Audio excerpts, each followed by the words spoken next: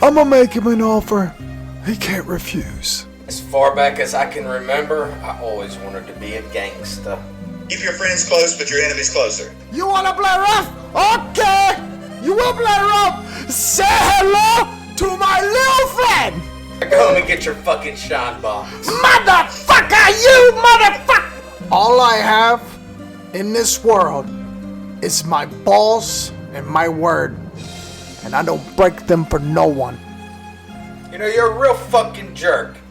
You wasted 8 fucking aprons on this guy. I don't know what the fuck is wrong with you. I gotta toughen this kid up.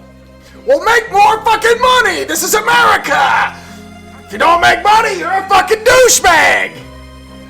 Benny on the outside. You think you're big time? You gonna fucking die big time. Charlie M!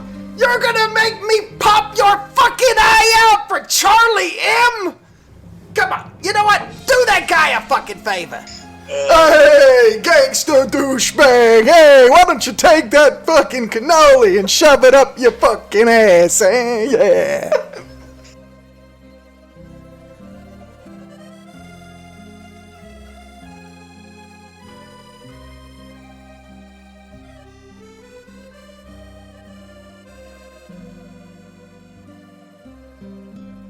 Charlie M. Our entire aim is for the development of our planet. Same podcast, same guys, new look. Thanks for listening to Tales from the Video Store podcast. Sponsored by Golden Ticket Cinemas, The Spot Toys in Newton, Table Rock Creative Group, the pinnacle of video marketing, and Ink Brush Swag, just a cool t-shirt company. Tales from the Video Store, the podcast about the movies you've never heard of, but must see. Now, it's Lee Bridges, Doug Wall, and Garrick Lane. On with the show. Hey, who put this thing together? Me! I put this thing together. What's her name? Her name apparently is Elvira. Elvie! Come back! I was only kidding! Come back! We can do this all day long. Welcome to Midnight Drive-In number 115. No, it isn't. No. Well, it is tonight. No, I'm just kidding. It's the Video Store. We're much better than the Midnight Drive-In. While they do Stephen King week, we're doing Gangster week. So, whatever. Okay. All right, as we're moving on, and all those other stupid movie podcasts, I mean, there's one just about fucking VCRs, like they watch movies on VHS and they talk about it for 2 hours. What the fuck is that all about? I don't know. We watch movies on VHS and we're unique. No, you're in the fucking Stone Ages. In the fucking Stone Ages.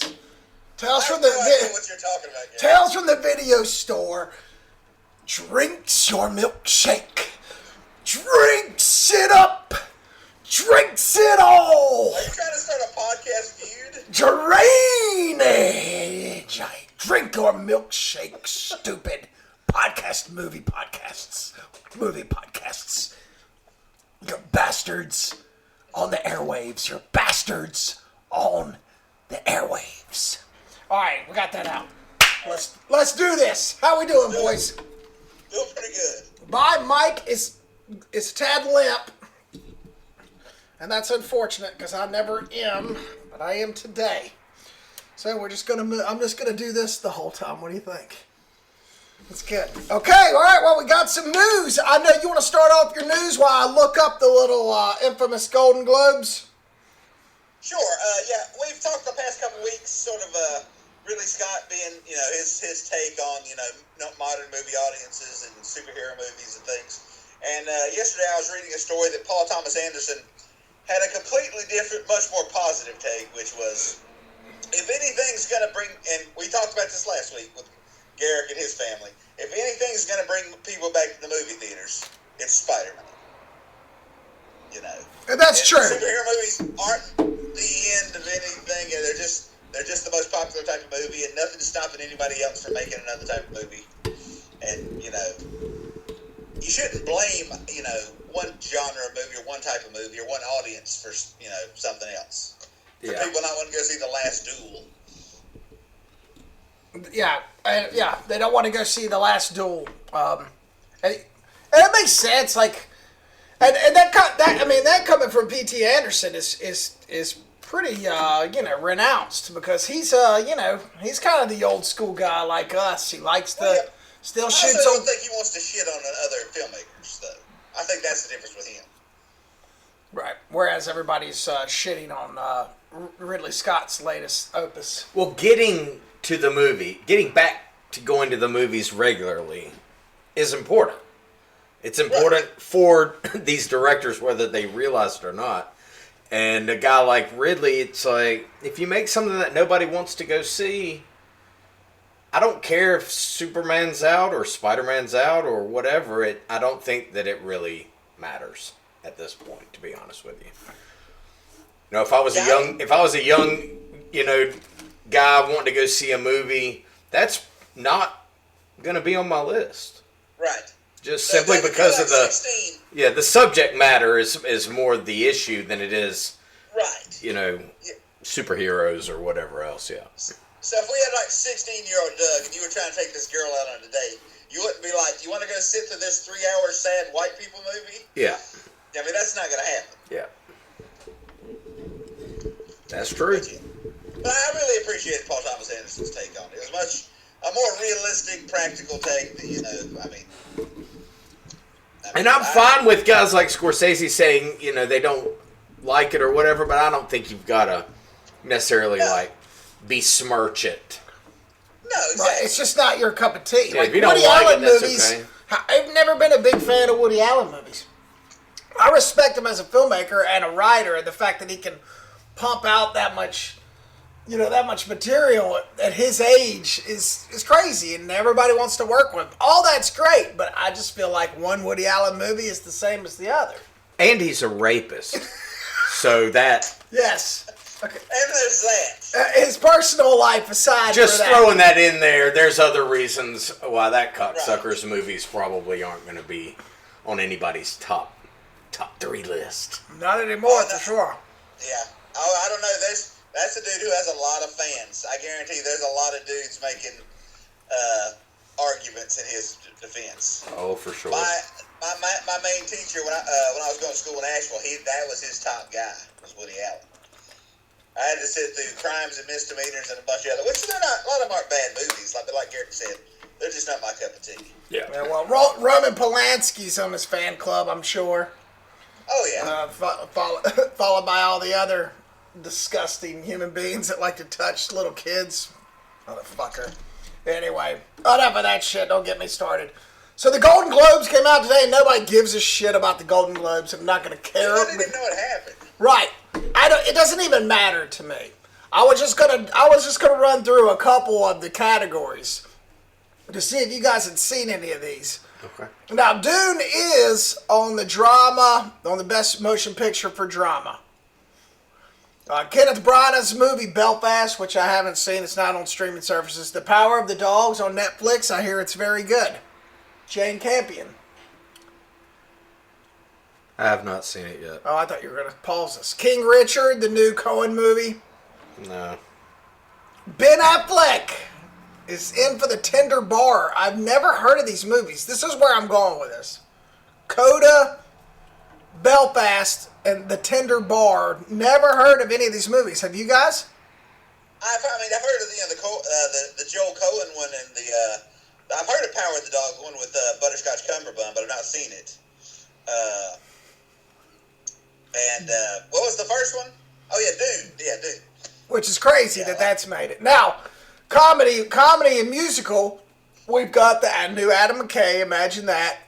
Don't Look Up. We have this Tick Tick Boom, which I watched the trailer today about the Rent guy. It's supposed to be really good. Licorice Pizza. Imagine that. P.T. Anderson's going to be on it. Cyrano and West Side Story. Listen to this. So I'm so out of touch, I guess, that Steven Spielberg directed that, and I didn't even know it. Right. He did. Guess what? No one else knew it either. Yeah, wow. So Maggie Gyllenhaal directed The Lost Daughter and is up for director of motion pictures. Another movie I've not heard of. Right. Jane Campion, I haven't heard of her since The Piano. Has she done a movie since The Piano? Oh, I'm sure she's done several that I haven't seen. I mean, I think she's done a lot. I think she's done a fair amount of TV, like IFC series and stuff like that. The actor for a drama motion picture is very interesting. And I think it's awesome because one of the movies I watched this week was King Richard, and we'll get to that. But Will Smith is up for a nomination, and rightfully so. He's very good at it. Denzel Washington, Javier Bardem, Mahershala Ali, and Bennett. So there's only one white nominee this year. Remember, everybody was mad last year because there was no diversity this year. And honestly, I mean, I'm sure Javier as Ricky Ricardo is going to be fabulous. Oh, dude, I wouldn't watch that movie if my eyes were stapled open. The movie about Lucille Ball? It's Aaron Sorkin. I don't give a shit. I'll just rewatch something else. I don't give 10 shades of a fuck about that. Well, I mean, it's Adam Sorkin, so I'll be there. But I know you will. He's your guy, he's a very talented guy. But there's no way I would spend. I'm sure it's 2.5 hours. Oh, sure. I haven't heard of this Swan Song. And what do you think about this tragedy of Macbeth? How's that going to pan out with... I want to see it just because it's the first solo Coen brother movie. Like, they didn't direct it as a team, Right. Only one of them did. And I just want to see how different it is. That's mainly what I'm interested in. Because I'm a huge Coen brother fan. Excuse me. But, I just want to see... I just want to check it out, really. Yeah. No, I mean, I'm obviously going to see it. And then actresses in the music, Emma Stone, Cruella, Marion Cotillard. Oh, terrible. Really? Oh, yeah. Yeah, the more I think about that movie, that was not my cup of tea. Anyway, I'm sorry. Well, that's fine. No, it's fine. And then DiCaprio, Cooper Hoffman, Philip Seymour Hoffman's son, his first movie, P.T. Anderson, and he's got a Golden Globe nomination. That's awesome. Yep. Peter Dinklage. That's cool. You know who Peter Dinklage is. He drinks wine. And he knows things. And knows things, absolutely. Anthony Ramos, I don't remember him, and Andrew Garfield for this Tick Tick Boom. Anyway, I won't keep carrying on. It's just funny. It's so weird with. There's just some of these movies, man. I have not heard of. Screenplay, Don't Look Up. Imagine that. Adam McKay. Being Ricardo's. Aaron Sorkin. Kenneth Branagh for Belfast. Now, that's a movie I will pay to see. This is coming from the guy who has bought Hamlet. Kenneth Branagh's 4-hour opus. And then Licorice Pizza. So I guess I'm going to have to go out to the theater, man. I got to see some of these. And The Power of the Dog is actually on Netflix. I will plan on watching that this week and getting back to you guys on the Christmas Christmas special. One other thing. A new Nic Cage trailer. To another movie that we may or may not. I mean, it's so funny because we talk about Nic Cage so much on this show, and we're so excited about all these projects. But as they come out, the movies aren't really that good. Now, granted, I liked Pig much better than you did. I think that Prisoners of the Ghostland was. I mean, I didn't even make it through. So. Well, there's reasons why you didn't make it through. Well, that's what I'm saying. So, what is this new movie? I'm sure, Lee, you posted it up on our Facebook page. I did. Well, it's Nic Cage playing himself, and he gets a lot of times celebrities you'll hear like they went to a billionaire's birthday party or some heir of Prince's birthday party, and they just get paid obscene amounts of money to go to he's broke. He gets $1 million to go to this guy's birthday party, and then just a bunch of hijinks. It looks like a pretty fun movie because he's playing like a cartoon version of himself, you know. And my favorite part of the scene is when the guy's such a big fan. This Spanish millionaire, he has like a Nic Cage museum in his house, and he has like a wax statue of Nic Cage from Face Off, and it just looks terrible. Nic Cage looks at it and goes, "Oh, that's grotesque. I'll give you $20,000 for it." Which in real life is how he went broke. Like he bought an island, he bought, dinosaur skulls and shit like that.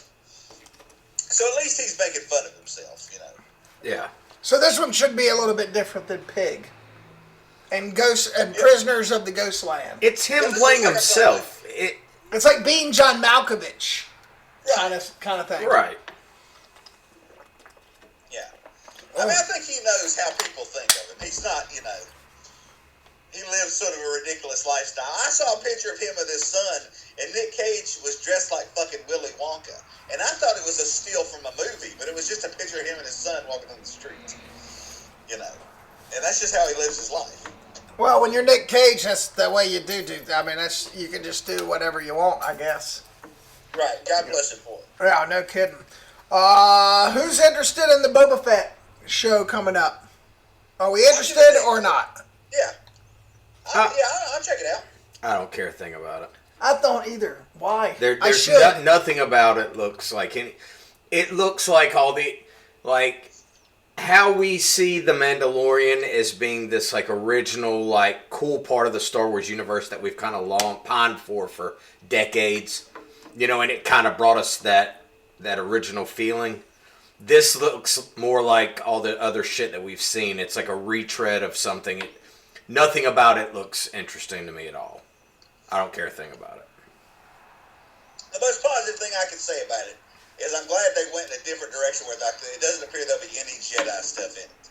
It's just a crime story. Yeah, agreed. It's just in Tatooine. Yeah, it's just like Tatooine, and but I still, like I said, I don't care. I'll check out the first episode.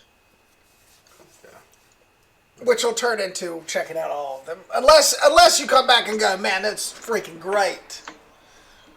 And then we'll be hooked in. If they would have Tony Montana as Boba Fett, I would be in line. I'd be more inclined to give it a day in court. Right.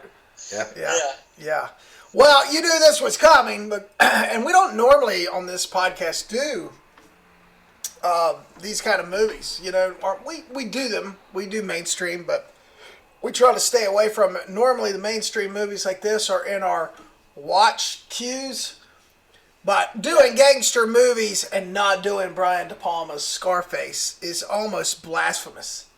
Well, let me ask you a question: Is this the first DePalma movie we've covered on the podcast? I think it is. Didn't we do Body Double?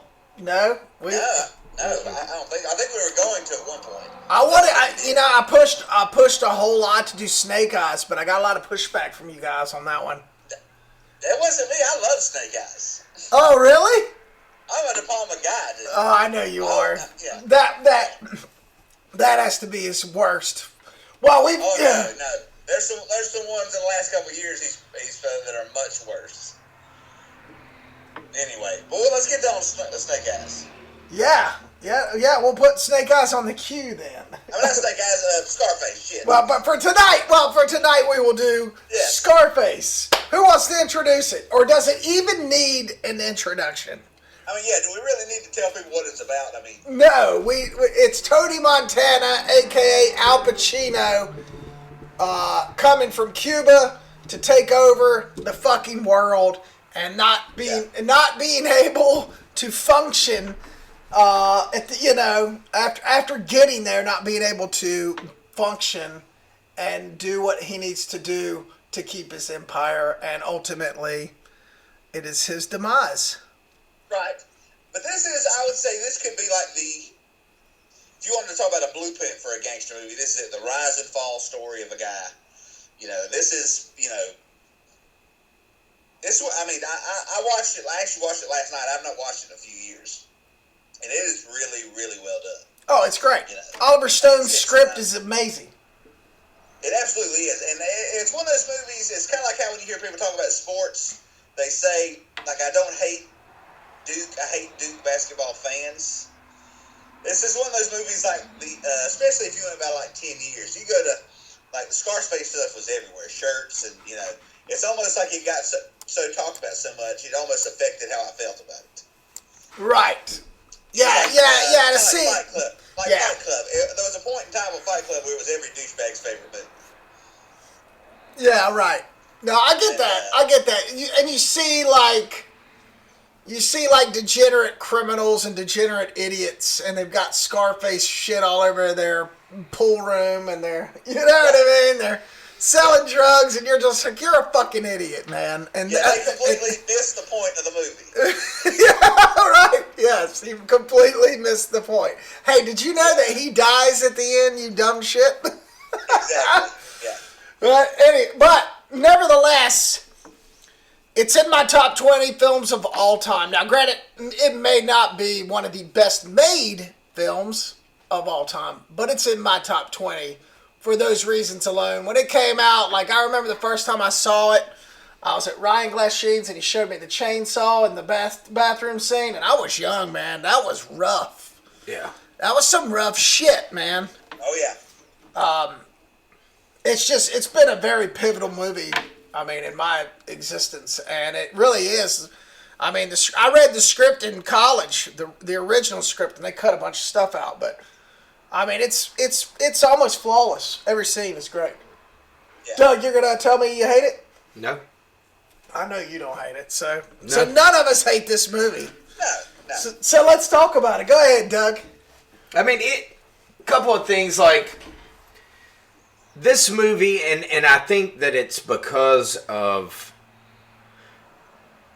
being the unknown about like a South American kind of, what exactly is that? I didn't really know, in the mid 80s, exactly kind of, I knew what Cuba was, but I didn't know what a Cuban was, right? Does that make sense? Yes. And it's so relatable, even though it's like you can take somebody from nothing, and it's within 45 minutes of the movie he's almost like kingpinning already, and it's like it's that relatableness of his character. He's like washing dishes one minute, and then getting ready to go do a hit the next.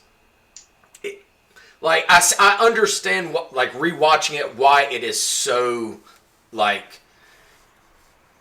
it's got to be the most influential, probably in a negative reason, on a lot of people under the age of 25 that come from a bad, that come to this country, or they come from a bad upbringing or a poor upbringing, and they see this, and they see themselves in this role, and like watching it, I wonder like how many fuckheads have watched this movie in the last fucking 35 years and set out to try and be this character in the real world. How many I'm gonna guesstimate tens of thousands of people worldwide have tried to live like this Scarface lifestyle and either ended up in prison or dead. Oh, yeah. Like, I can't think of another movie, like another gangster movie, that's more relatable, to normal people. To your everyday. Like, it's relatable in a way that, like, Goodfellas could never be for me. Right, because that's the Italian, and he grew up in New York, and he was kind of this guy. Right, it's like this guy came from Cuba with nothing and turned into something. It's so relatable to anybody. Yeah, that's what. Another thing, lots of young athletes, same shit. They go from nothing to money, and then they end up driving their car at 110 We're just doing dumb shit, because they don't know because they get it too much too fast. Last week when we were talking about the Long Good Friday, we're talking about how it just didn't work. Everything about this movie works. The cast is fucking perfect. Yeah. Oh yeah. The dialogue in these iconic scenes is perfect. The build up to like the Colombians at the Carlisle with the fucking chainsaw scene, like all of that is so fucking perfectly like manicured. Yeah, like yeah. it's fucking spot, dude. And it's been, I mean, yeah, I've seen this movie probably 30 times in my youth, but I haven't watched it from start to finish, I'll tell you this, in at least 20 some years. And everything about it, you know, lives up. Yeah. You know, like there's no negatives about this. I mean, it's as close to a perfect movie as you're going to find.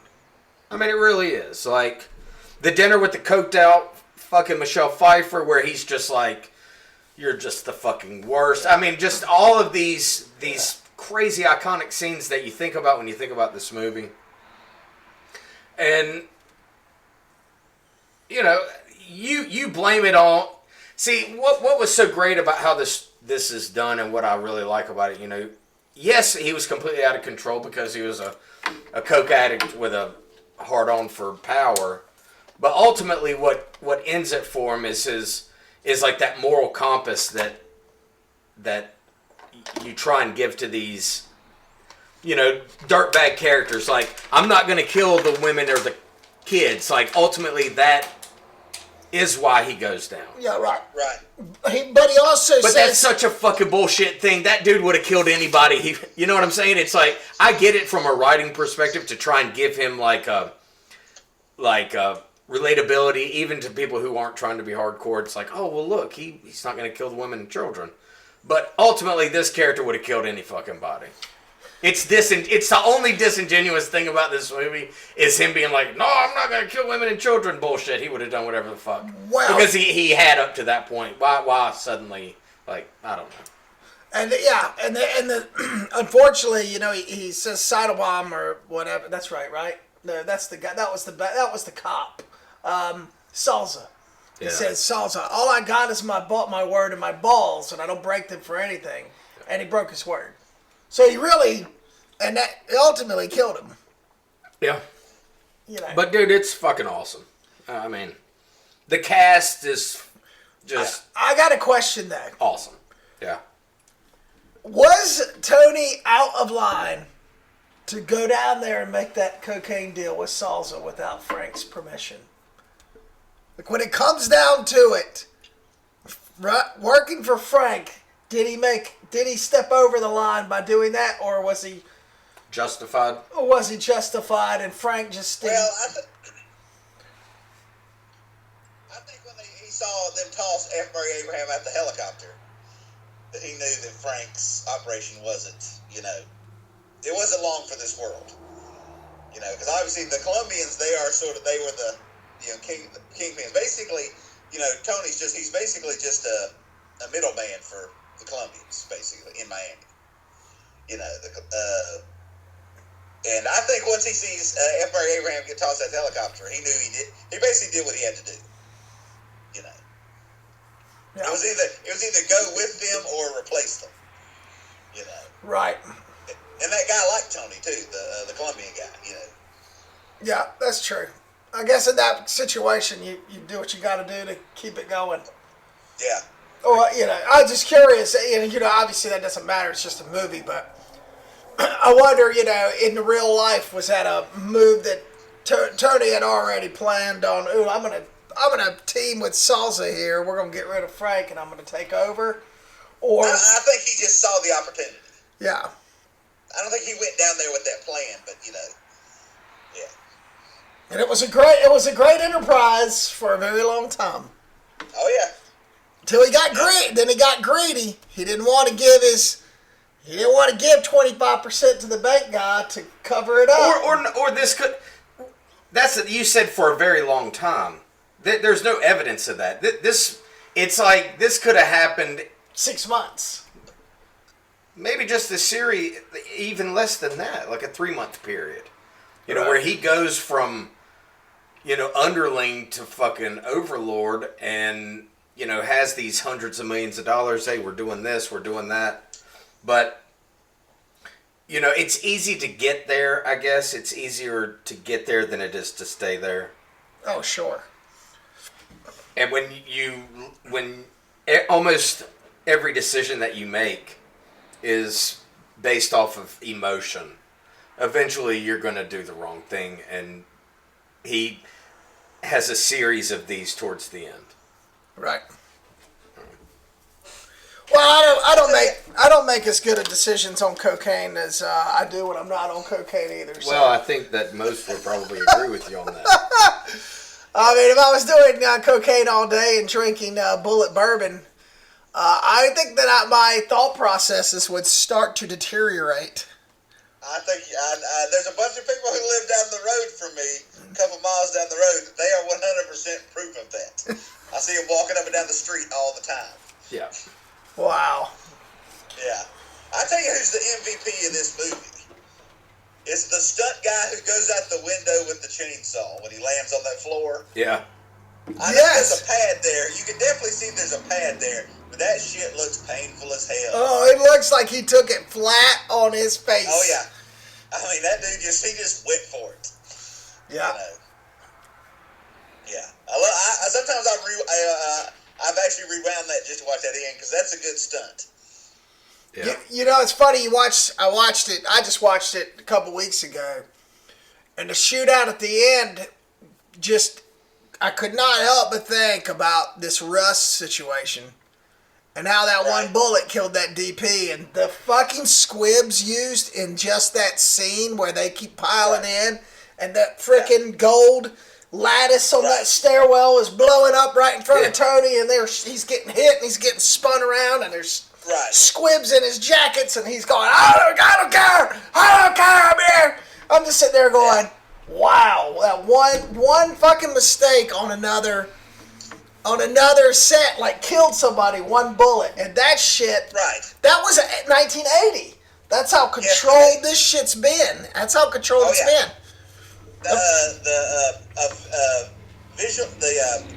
The practical effects guy who did all the squibs and everything.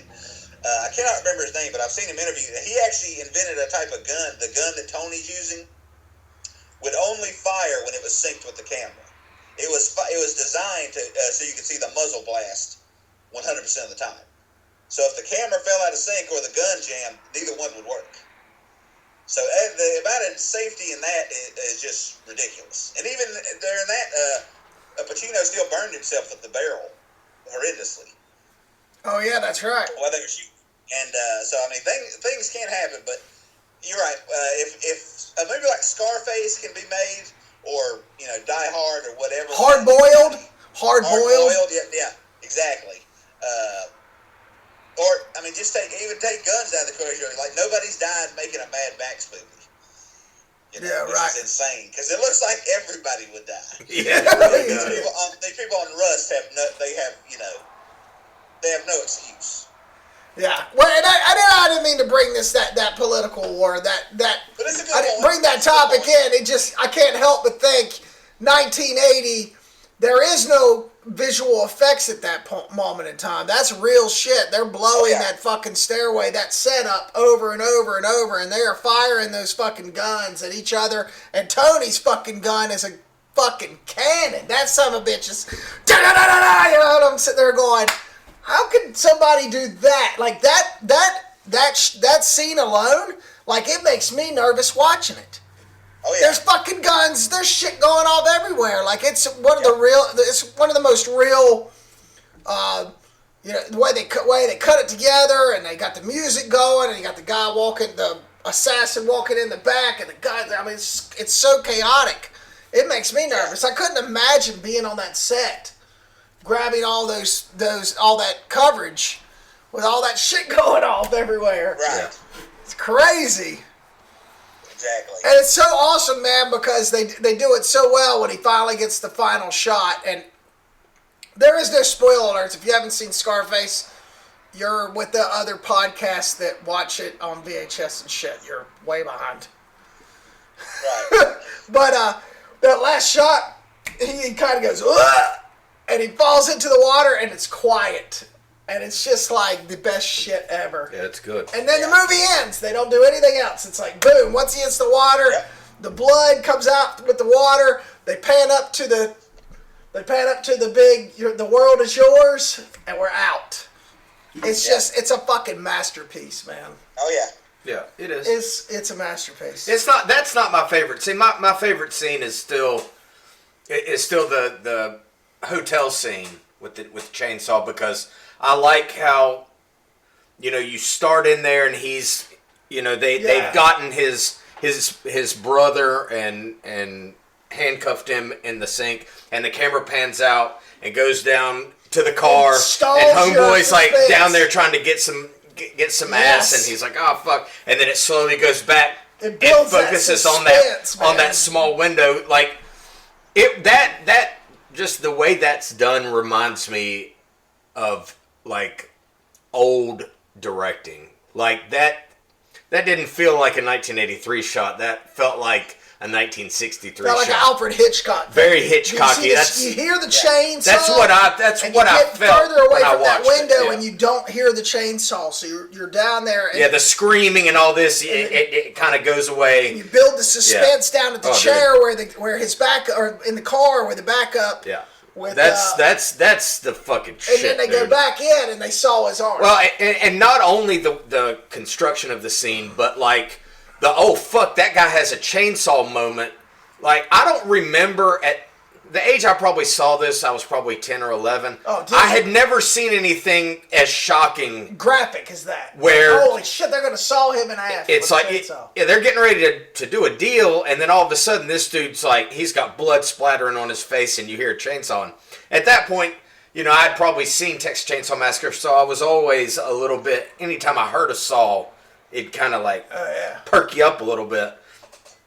And this is a total reminder of that. Like, I watched it the other, I don't know, 3 nights ago, something like Saturday night we watched it.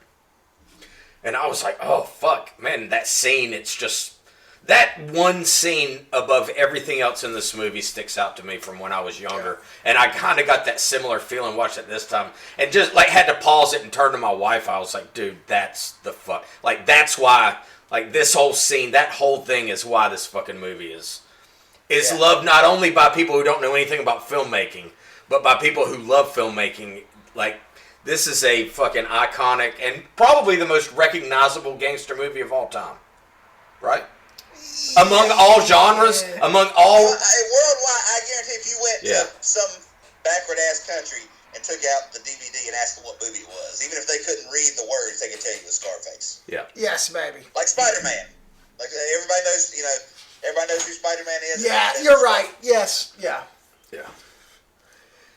And it still has the best montage ever. When that you start seeing the money right after Frank dies, and it goes, and you hear the push it to the limit. Yeah. Oh yeah.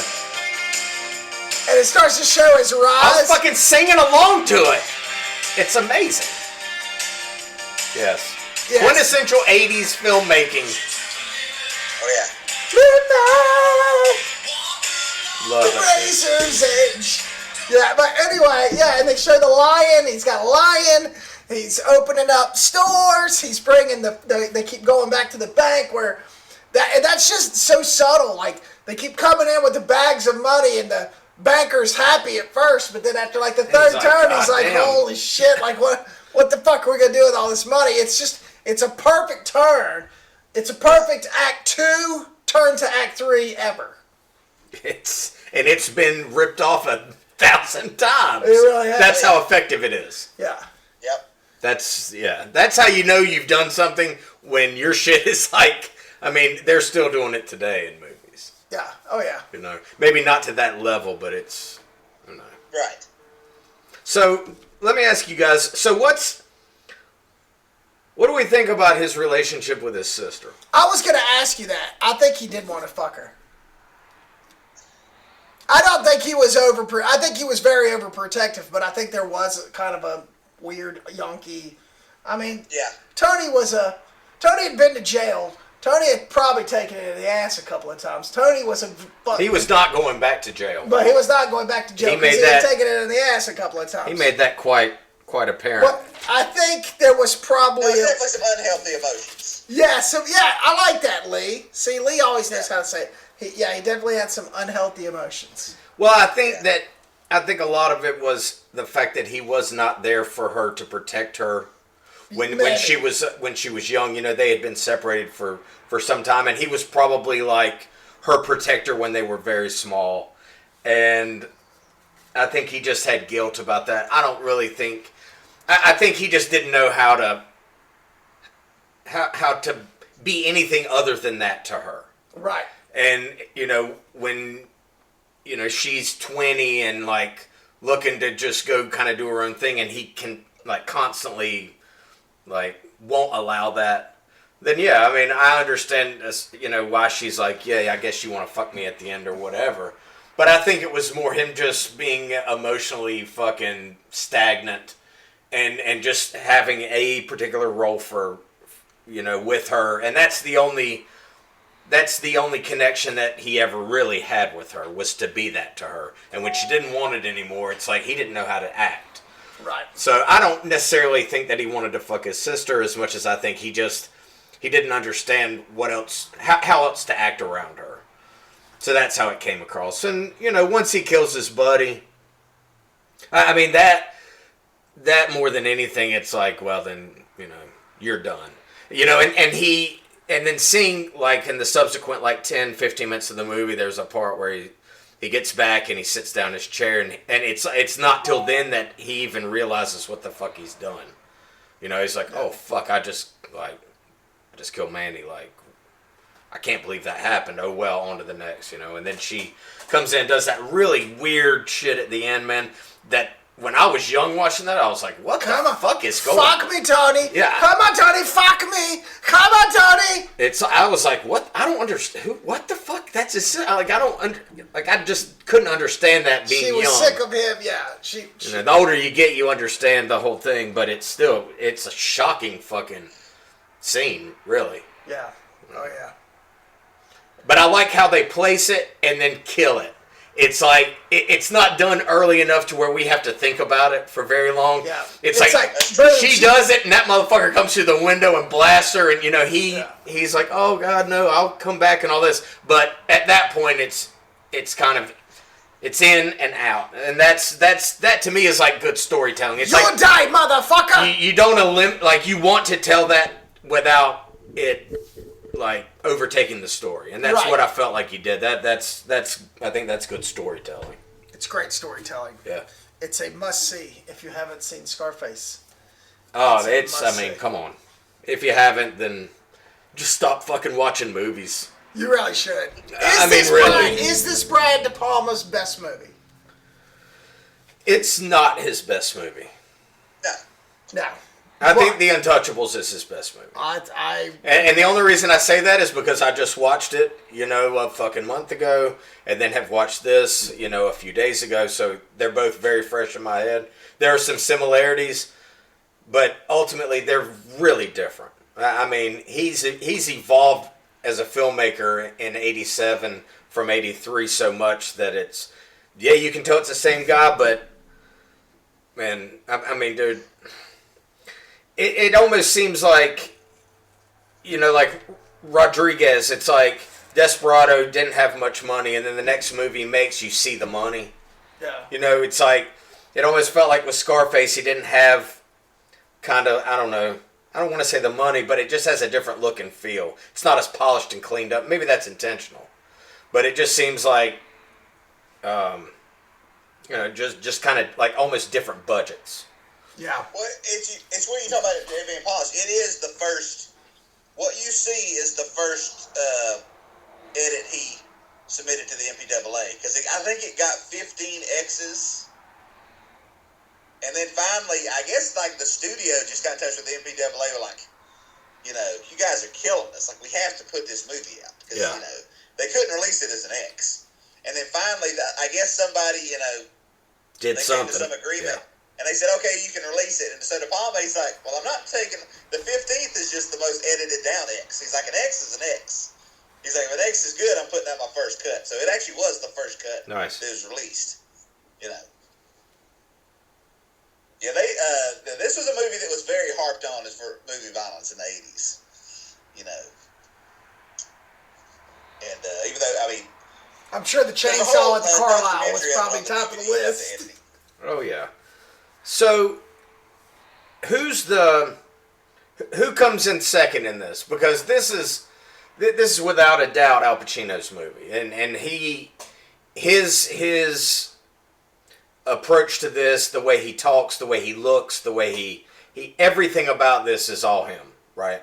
So who's the number 2 in this? I like Frank. I like Frank's character. He's a douchebag. He's Robert Loggia. Yeah, Robert Loggia. He's always great, but he is... You gotta underestimate the other guy's greed. Yeah, he's fucking great. And so is Manny Steven. What's his last name? Stephen Bauer. Fucking great, dude. Stephen Bauer in this is fucking awesome. Dude. He's fucking awesome. He really is. F. Murray Abraham is a fucking cocksucker. Like, I wanted to throw him out of the fucking plane. You want to make some big bucks? Yeah, you want to make some big bucks? Yeah, he was. You just want to kill that fucking. Oh dude, yeah, man. when he hangs, you're just like, yes. Yeah, but Michelle Pfeiffer. He is a giant douchebag. Yeah, Michelle Pfeiffer. At least in any conversations I've ever had about this movie, is never mentioned, and I think she's very, very good in this. Oh, she's fantastic. Although she just basically does the exact same scene over and over and over again. Yeah. But once they're married, she kind of becomes irrelevant. Yeah. For the most part. Yeah, she's just kind of almost background. And then it's like that scene at the restaurant, and she gets up and leaves, and that's... We never hear I don't see think from they her had again. time. The original script that I read from Oliver Stone had more with her. Oh, I'm sure there had to be, but edit room kind of shit where they were like, we just don't have time for this scene, and this movie's already 3 fucking hours long. But I like the how she's in it, but not in it. Yeah. You know, some movies like this can be less effective if they kind of over pursue that love angle or that like relationship that's kind of fucking everything up. We see enough of it in this, but we don't need to be inundated with it. And she's like he said, she's a fucking zombie anyway. Yeah. She's just there for the money. Right. She's completely detached. Yeah. She was detached from Frank. She's detached from Tony. She's just a junkie. She's a with a barren fucking... Yeah, with a fucking wound so polluted, she can't have kids with me. Yeah. Yeah. Yeah. So say goodnight to the bad guy. Yeah. But dude, I mean, it's... I don't know. Hard to touch this one. It's hard. I mean, I love this almost as equally as I love Goodfellas, although they are complete. Yes, they are gangster movies, but man, they couldn't be more different. Oh yeah, I agree. But I fucking love both of them, man. They're. That's how you do it. Yeah, it's how you do it. A movie like this has been ripped off 1,000 times. Yep, 1,000 times.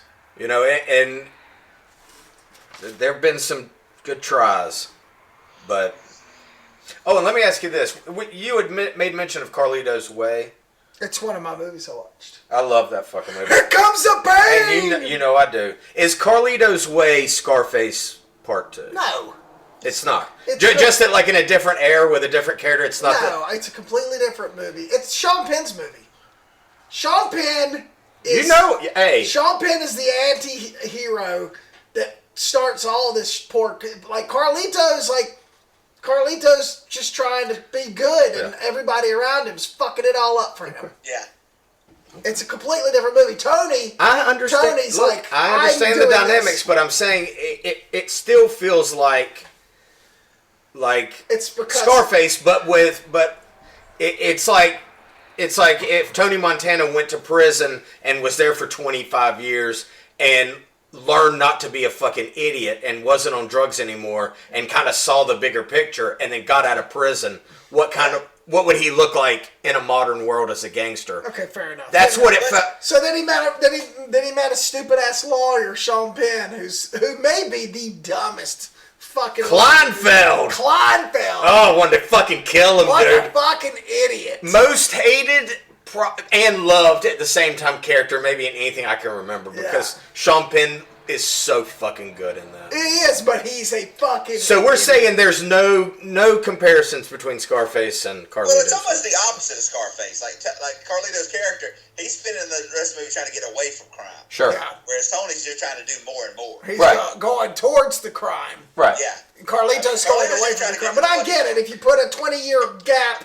he goes... They're like polar. Or... It's like it's like it almost felt like kind of like yin and yang.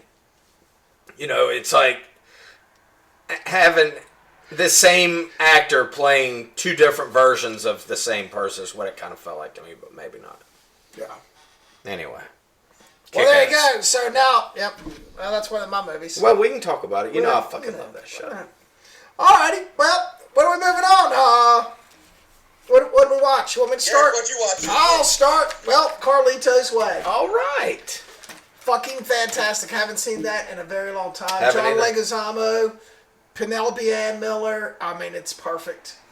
It's perfect. It's perfect. It's perfect. DePalma's last great movie, Lee? Yes, the last great movie, absolutely. Yeah, agreed. Yeah. Everything about it I like. And then, like I said, we just talked about it. Sean Penn's a fucking idiot. Man, I mean, it's like he takes Ellis from fucking... It's like he's Ellis, but times 1,000. Yeah, if Ellis was the second lead of Die Hard, it would be this. Yeah. Yeah. You know, He's that fucking hateable. dragging him with him. Yes. Yes, and that's the truth. Everything about him just... And the suck thing about Carlito's Way is, you know, he knows it and he can see it, but he just refuses to accept it until it ultimately... You know... Yeah. It doesn't necessarily kill him or end him, but it doesn't help him. You know, Right. and by Well, I that, mean, the mob guys give him the chance to flip on. The cops give him a chance to flip on Sean Penn, but he just won't do it. He's too, like you were talking about the whole "I won't kill a lady with a baby" scene. That's Carlito. Carlito's that times 1,000. He has a rigid code of what he will and won't do. yeah, way more And so than Tony. Yeah, agreed. Yeah, and unfortunately, he should have just flipped on Sean Penn. Yeah. Yeah. Sent that stupid perm having motherfucker to sing. Oh, or just like that scene when they're on the boat and fucking Kleinfeld whacks the dude. He should have just fucking. yeah. He should have just gotten behind him and fucking kicked him right in the fucking face, right into the water. Yeah. Because he would have could have maybe ultimately saved himself in that moment. Yeah. Yeah. But doing it the way that he sees the world, you know, like Lee said, like his strict like code. I mean, on a long enough timeline, he was going down over this shit. Oh, yeah. You know, it's part of the reason why he had just gotten out of being in prison for X amount of years, because he wouldn't fucking rat on anybody. He was never going to give Kleinfeld up, no matter what he did. Right. Yeah. Yeah. It's great. It's on Peacock if anybody wants to remember Carlito's Way. But I do love when he unloads Sean Penn's gun. Like, he doesn't turn on him, but he just sort of leaves him to his own bullshit. Oh, yes. Yeah. That is good. It's been a while. It's been a long time since I've seen that. I need to revisit it. What else you got? I got King Richard, the story about the Williams father and his drive for success for them. It was very well done. I don't know who the director was. It's all pretty new. It is William Smith's It is Will Smith's movie, though. I will say that for one. Did not recognize the writer or the director, but it is a good movie. Like, it is a movie that, you know, if you need some inspiration, you know, you have a really shitty day and you know, or you have a shitty day with your kids and, you know, you just need something, you know, you just want something to inspire you. This is the movie. And I know you're not big on that touchy-feely shit, and it isn't. It really isn't. I don't care a fucking thing about it. It has nothing to do with it being touchy-feely. I mean, you're talking about tennis. I mean, so you kind of had me there. Well, and it's not really about tennis. Venus and Serena. It's about the. But they're I mean, dude. I mean, you talk about. It's about what he did to make them to put them Right. where they needed sure, to be, 100%. and his drive to make sure. What about the other kids? They talk about him. Well, one of them ended up going to college, valedictorian. I mean, he was all about family first. It wasn't. This isn't a story about. I mean, if you don't know anything about Venus and Serena, you know their dad pretty much laid out and busted his ass to get them where they are. They worked really hard. But They were from Compton. yes, but he In was the early or mid 90s, I guess. Yes. And got them to like the swankiest country clubs to play against the best rated girls because he could see that they had talent. I mean, basically, And he was pressing them for that talent. He had a process, and he ended up talking a really popular guy, and I can't think of his name right now because I'm not a big tennis guy. Rick Sarkey or something. I don't know. Whatever. And he ends up taking them on and paying and making them the tennis agent, and you know, it's a great movie. But I think it's ultimately not about tennis. It's about a father. putting it on the line. Father's will to make sure that his kids don't grow up in the projects and have all the opportunity they can get.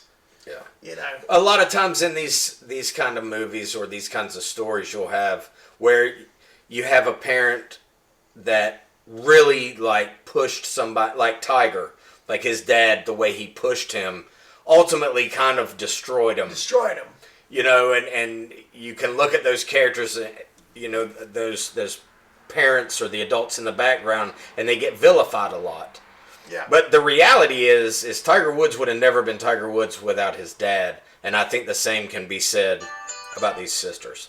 But you know, but they haven't gone off the rails. I think that and that was the big thing with him is he wanted to do it out very slowly. Because he's like, the last thing I need them to do is to take the first $1 million deal and end up burning out and walking off and being caught like Capriati in a fucking in a hotel room smoking pot.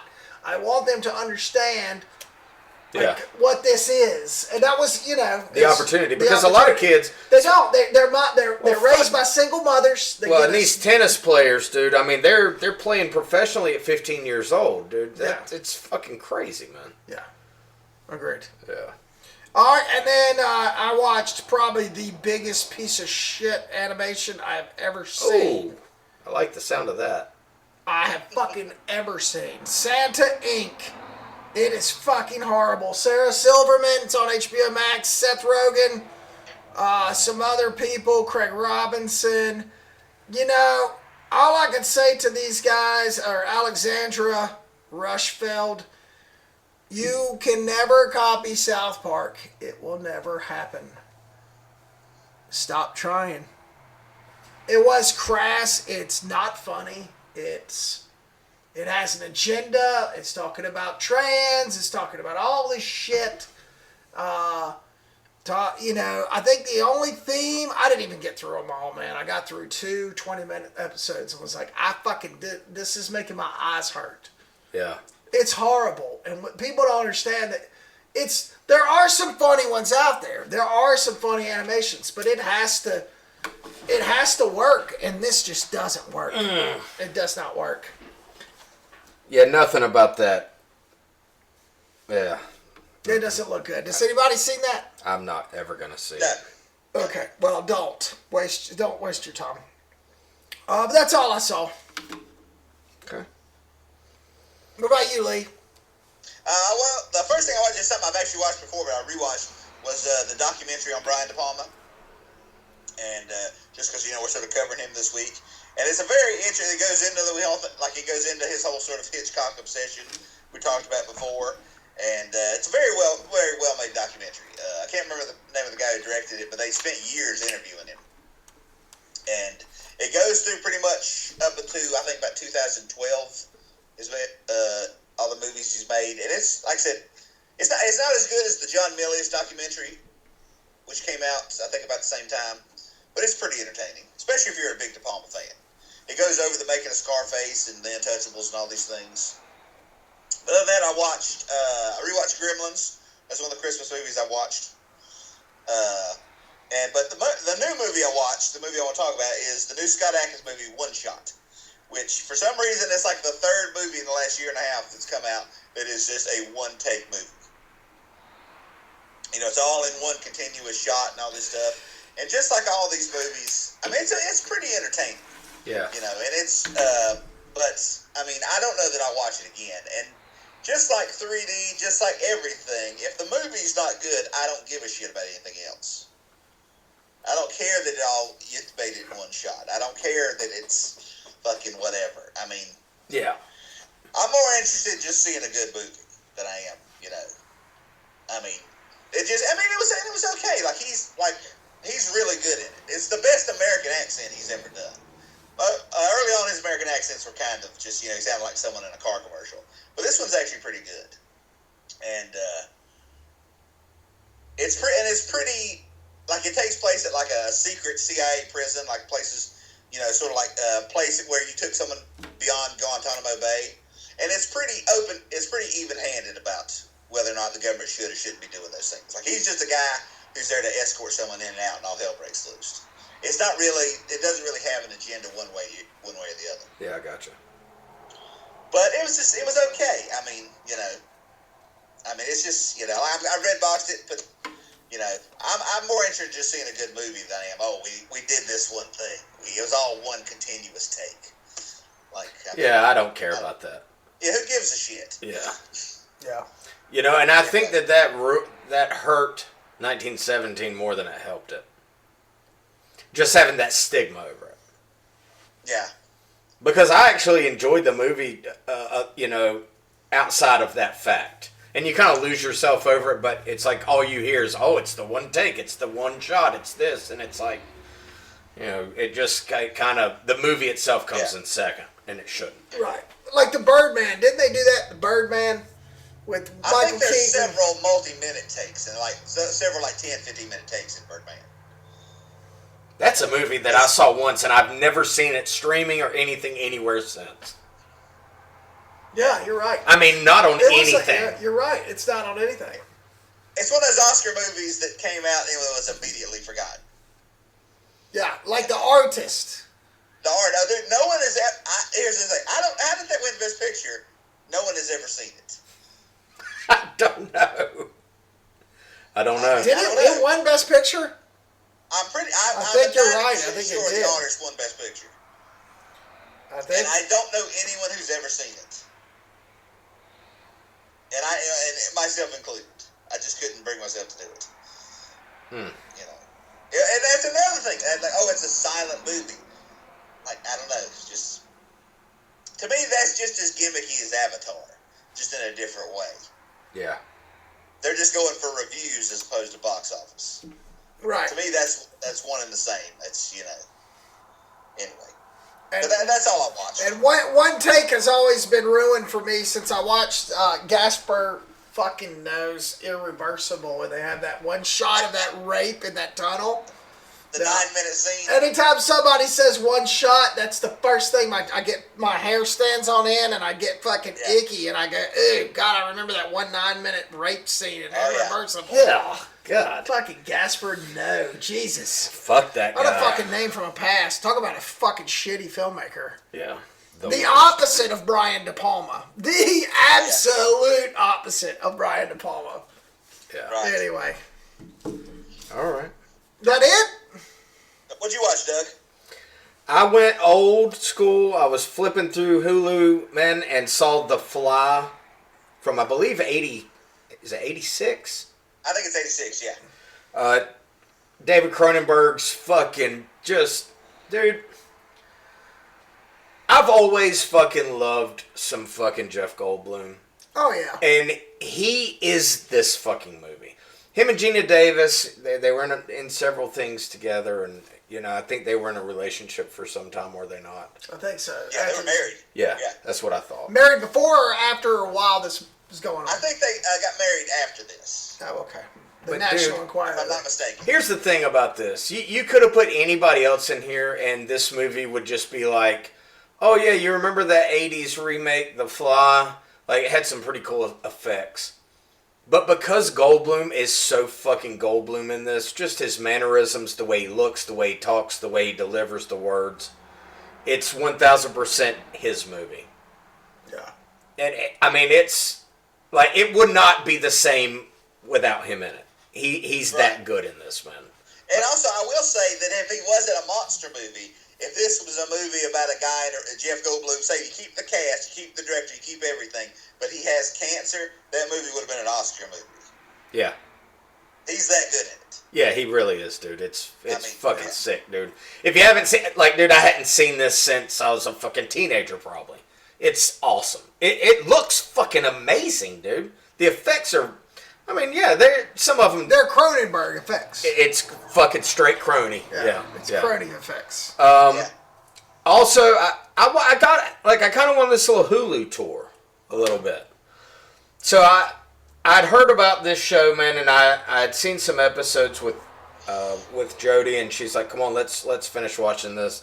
9 Perfect Strangers. It's David E. Kelly's. It's like a 9-part miniseries. It's on Hulu about basically there's like a group of these 9 people that come to this fantastic island to get care from this like guru played by Michelle Kidman. It's got a fucking awesome cast. Bobby Cannavale is fucking in it. He's great. Michael Shannon, Samara Weaving, some other. I mean, you know everybody just about in this thing. You know, they're all dealing with tragedy or things in their life. Which, to me, I was like, I don't really give a shit until Kidman starts giving them fucking mushrooms, psilocybin in these drinks, and then they have like these fantastic, like, it's very odd and it's very heavy. Like, some of the things that's happened to some of these people in this, you know, the subject matter that's broached, it's fucking heavy. I mean, you're like, God damn, man, are we really talking about this? But I actually enjoyed it. Like, and I think it's more so because of how well these characters were played by these actors. But I actually enjoyed it. I mean, a lot more than I thought I was going to. I thought it was going to be hell. And some scenes were hard to get through. It's got a lot of Melissa McCarthy, and I really don't fucking like her. But all in all, man, I mean, it's mushrooms and tragedy. And it's